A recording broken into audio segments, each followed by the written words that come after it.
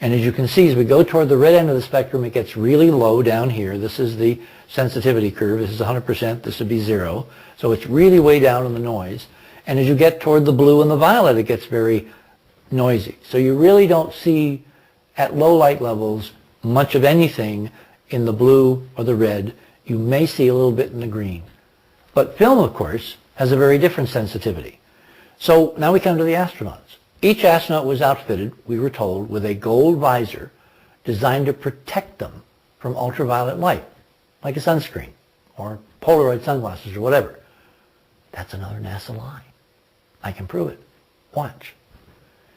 If you look at the transmission curve of gold on plastic, and you look at the spectrum, and you look at the gold helmet, it turns out that the gold suppressed all the visible wavelengths of the bright lunar surface under shining bright sunlight and amplified the blue, meaning that those helmets allowed them to actually look out at the lunar surface and see the ruins of the domes. So they could aim their body cameras at any particular place to get the pictures of the ruins, which are pervasive and all over, so there's no way they could have pointed the camera where there weren't ruins, because they were inside an ancient shattered dome of glass where 360 degrees, this is a 360-degree panorama taken from one of the panoramas that Ken Johnson saved from the original prints, and you can see that most of the stuff is to the west, backscattering. Notice the geometry here. Then as you move the camera around to the north, this is where Mitchell, this is Mitchell again. This is where the grid work was that we showed in close-up.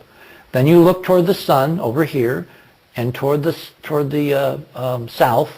There's much less over here. You can see that it's almost dark, the way it would be if there was no glass. And then finally back to the west again as it begins to build up in what we call backscatter, where the light is kicked back. So this panorama, taken from an original NASA print, saved from destruction by Johnson 30 years ago, somehow this print knows where the sun is. And there's no way that any accident of chemistry, development, bad lighting, light leaks, whatever. I mean, a light leak would be toward the sun, right? Why is the biggest portion of backscatter in the sky directly opposite the sun as judged by the astronaut's shadow? In other words, his very body is shielding the camera lens from seeing any sunlight. Now, I know that some people watching this will want us to ask this question and they want to hear your answer, and that is, some people say that you've got hold of the conspiracy, but you've got hold of the wrong one, because what you've got hold of here is evidence of back structures on a big screen in the Nevada desert, like the Truman Show. And that's what was actually being kept quiet. Now, it's not a stupid question, but I'm sure you've got an answer. Let's hear it. We go into the book in this in great detail. To my mind, there is zero probability, and I rarely use the word zero probability, that the lunar landings were faked, given all the politics, given the Nazi backstory of what they were looking for, given von Braun, given the Kennedy-Khrushchev thing. Why would we go if there wasn't something there to go for? But the actual proof that this is not done in a studio and is actually for real comes from an anecdotal story of my own eyewitness testimony, meaning I was at JPL when we made the transition from Downey up to JPL to cover the Mariner 6 and Mariner 7 mission. And I was there as someone in the auditorium being squired around by the head of NASA Public Affairs for JPL, named Frank Bristow, was walking this guy around who was putting some little pamphlet on every reporter's seat in the auditorium, and then was led outside to hand personally a copy of this memo, whatever it was, to every reporter who was in the press room waiting for one of the press conferences to begin. So I got one and I read it, and I was flabbergasted. Because here was a guy being officially sponsored by a NASA official, handing out a document that said the entire Apollo 11 mission was just completed in a studio, a soundstage in Nevada. The whole thing is a fake. And I wished I had kept that document. We're now looking for some reporter who at the time actually, as a sidebar, as a kind of a, isn't it cute what things happen around these missions, actually published a story based on that 2-page Mimeo handout, because somebody had to have done it.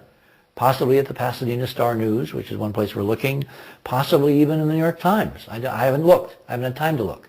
The point is that there were other reporters, both well-known and no one will ever hear of them, reporters. 1,000 people were covering those missions in those days. Somebody had to have kept, just as an historical anachronism, a copy of that memo. Now what that means, as I say in Dark Mission, is politically NASA itself was starting the rumor before Neil and Buzz and Mike Collins even got home that Apollo was a fake. Why would NASA, in their wildest dreams, be starting a rumor that would mature 30 years down the road? The answer is inoculation.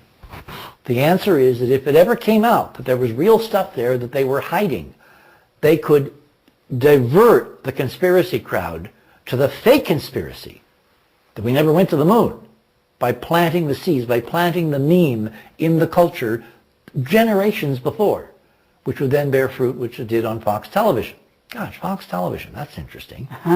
And it would divert those people from asking the real question, which of course is, what did they find on the moon, and when did they find it, and when did they decide to lie about it for all these years? So the astronauts, even Mitchell, you're saying, had a visor that actually made it possible for them to see this wall of glass, so they could take the pictures of the right whatever, stuff. Yeah. And photograph it. Yeah. So when you asked Mitchell and he said he didn't see anything, what is your theory on why he's lying? See, Carrie is like a good attorney. She knows the answer to the question. She never asks a question where she doesn't know the answer. So I will give her the answer now that she knows. I think Ed Mitchell is telling the absolute truth. Okay, now this she answer looks I don't surprising. know. Ah, so she didn't know the answer. No? Because she hasn't read that part of Dark Mission. That's right. The reason, the resolution of this paradox is that Ed Mitchell has had something happen to his mind. Oh, that answer I did know. Okay. The astronauts, I believe, have been tampered with. Yes. There are all kinds of papers now coming out in the open literature about technologies which can selectively wipe out your memories on specific events. And I believe, and I have in the book, Mike and I carefully put in document after document after document of reference to all of the astronauts at one time or another have complained about not being able to remember what they did on the moon. Yes, and they come up with various rationales. Yes. You know, like some of them, like Pete Conrad, used to come up with a flip answer. Oh, it was real super gee whiz, golly boy, was it great. Which was a cover for the fact that he was very frustrated in private conversations on the record with certain reporters that he couldn't remember. We had a conference in Wyoming several years ago. Wyoming is a hotbed of CIA and ex-Intel guys who are all bought big, beautiful farms and ranches so they'll keep their mouth shut. They're basically bought off. That's how they're bought off. I was invited to present data on Mars by one of these former CIA big rancher types who had a very beautiful wife who happened to be a medical doctor. Without mentioning names, because they're still alive and I would like to keep them alive, things got really, really, really weird. Because I was ostensibly invited to present the Mars data, Cydonia, our work, at the UN, our expose and the NASA briefings, at NASA Lewis on Mars. And suddenly, I surprised them by presenting a whole bunch of stuff for the first time on the moon. And this individual freaked out. Oh, wow. And his wife, who it turned out had been one of the doctors who had debriefed the astronauts, the crew, she orbited around the conference, never even coming in, talking to some of the people who were there with us and saying, I don't know why this is so disturbing, but I just can't sit through this. So it's the old who watches the watchers. Even, I believe, she had had her mind altered so she would not remember the truth after she had done. So how far up the chain does this go? How many watchers have they had to change their minds with some technology? And the technology is not perfect. I think we're seeing evidence that the technology again and again breaks down. If you read, for instance, Buzz Aldrin's first-person testimony in his own books,